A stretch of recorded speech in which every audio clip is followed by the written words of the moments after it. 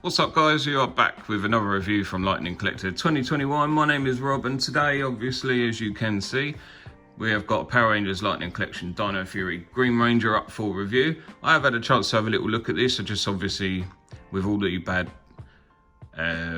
quality control issues that's been going on lately. I just wanted to double check that my figure was up to par. So obviously we have an empty box, but I will show you the empty box.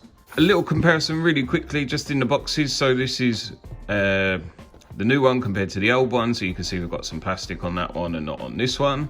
It is this one's a little bit taller, but a little bit shorter when you're comparing the hanging bit at the back. About the same thickness, but the new one is just slightly less wide than that one. But we don't care about this one today, so let's get rid of that. And this is what we got. So a nice render of the figure on the front with a little bit of artwork telling us it's a Lightning Collection figure and it's a Dino Fury Green, telling us it's plastic-free packaging. On the side we have got our color-coded green bit with the Dino Fury logo and the head just at the bottom. On the back we've got a render of the figure again, telling us how tall the figure is and showing us the accessories that we've got, but we will go through them. And they have started to name the figures there, so it's Izzy Garcia, Dino Fury Green Ranger, all our legal stuff at the bottom and the back, and a really nice bit of art on the side. So if you are an inbox collector, I should imagine that is probably how you're going to display it, because it does look pretty cool. Anyway, onto the figure. This is what we've got out of the box. So I have had a really good look over it and it is fine. I've got no issues with mine so far. So just looking at the figure, let's get rid of this so we can see it properly. Now that's out of the way, we can see the figure properly. So from the top, this is the head. The helmet looks really nice. The color is really cool. And there's no paint issues or missing part of the face on mine. And it does turn very nicely. Paintwork on the chest, the lines do match up, so they look very nice with a nice silver going down the side of the body and the arm. An unpainted morpher, unfortunately, but my hands aren't steady enough, as you can see, to paint that. So it doesn't bother me anyway. There is our belt, which looks pretty cool. If you see anything that I've missed on here, feel free to let me know in the comments, and I apologize, but I'm not a professional. I don't make these figures and I can only go by what my eyes can see. Oh, that's the point. I do have a very loose leg. So if I slide it up, it's looser than if I slide it down. So now, if she's gonna stand, she's gonna have to stay like that. But that's fine. If you are changing the head, now mine is fine. I'm not gonna change it in front of the camera because that will probably jinx it and it'll end up looking pretty bad. But if you're gonna change the head, squeeze it here and pull. Or use some hot water or whatever you need to do. I don't believe in using hot water. I don't think that we should have to buy figures and soak it in water or heat it up just to change an accessory. Considering these figures are for people that are 4 years old and up, as it says on the box, a 4-year-old is not going to go and get a hairdryer or start soaking this in water just because in mid-play they want to change their head. I believe we should be able to just change the head as and when without breakage and it'd be fine.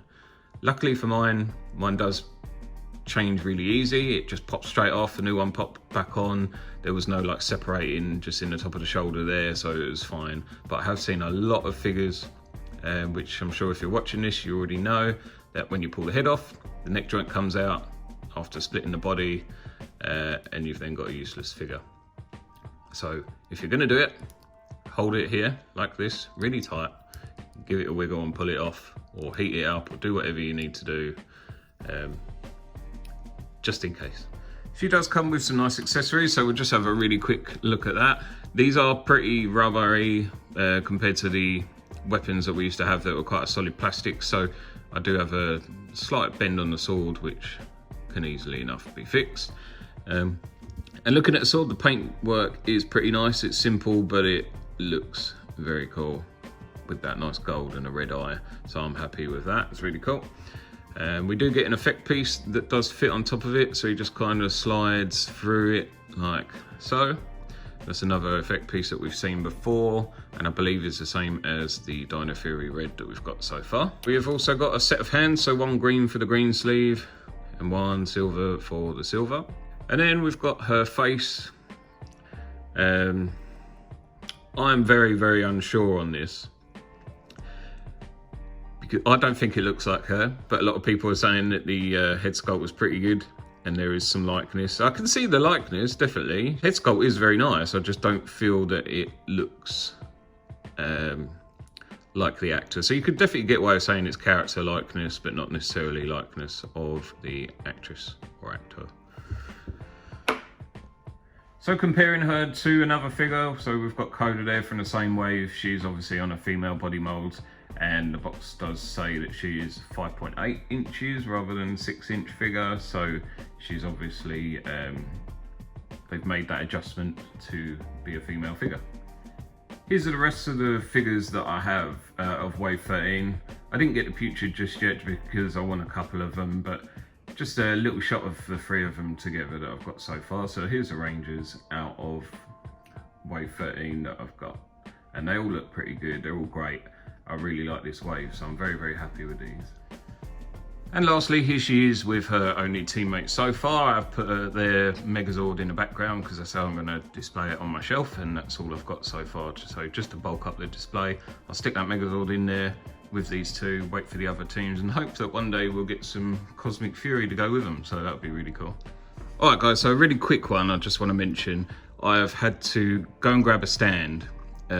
Just because her leg is so loose, she doesn't want to stand in the pose that I stand her up in. So if she stood up straight, she's fine. But obviously I want to give us a little bit of action. So just as I was setting that up, I've just gone and grabbed one of these, which I've been using for a little while now, and I've recommended to a few people. I will leave a link in the description for some in the UK, and I'm sure you can find them out there somewhere else. But I'm actually using these little Funko Pop stands. But because they're smaller than NECA stands, they're easy to get in. They're easy to put in your display, don't take up too much room. So you can see that she's, you know, by the NECA would probably be about that big. So you're losing loads of space. With these, they're only small, they fit in the peg holes, and they're really, really good. So she will stand on there. As I said, I'll leave a link in the description. I've recommended these to a couple of people and on some pages and stuff as well. So if you're looking for some stands, have a little look at them. They're about a tenner for, like, you could buy them in bulk that have come from the factory that are a little bit scratched and stuff, which obviously if you're not bothered about. So these ones come with a Funko and they're pretty much crystal clear.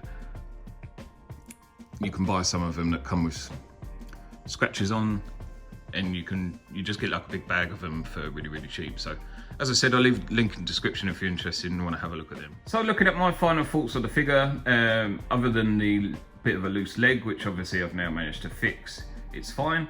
There's a lot of quality control issues, so missing faces and pulling out neck joints and stuff like that. So whether I would recommend it now or later, I'm not sure. So maybe let them get them teething problems out of the way first and hope that later on that isn't as a big deal. If you are going to pick it up, just be a bit careful with it. Bear in mind Hasbro Pulse's customer service is really, really good. So if you do get any issues, you can go back to them and speak to them. But the figure looks amazing. I'm really, really happy with it. Definitely one that should have happened, and now it has, and we can add more to the team. It's really cool. I'm excited to get the Dino Fury Blue to be able to put with them and stick my Megazord in the background and have them all sort of doing their thing, looking cool together. Price point for this is normal Lightning Collection figure price, so it's about 25 plus postage or whatever the price is for them nowadays. And bear in mind, when I started collecting these, which was probably, I think coming up to about 2 years now, they were bang on the dot £20, and I only know of one shop that are selling them between 20 and 23, and they don't have an online shop. They're walk-in. Articulation, everything on it's great. The double jointed's cool. It just looks like a really nice figure. If you want to see more of these videos, please consider subscribing. If you liked this video, please consider leaving me a little like, and let me know in the comments below what you like about this figure or dislike. Are you going to be picking it up? Are you waiting for your pre-order to ship? Mine was on a next day delivery on Hasbro Pulse, so I actually ordered it Friday and it came on Saturday, so it was really quick delivery. I hope you enjoyed this video anyway, and I will catch you again soon. Keep an eye out on my channel for the rest of Wave 13 videos, because they are all coming up, and I will see you guys soon.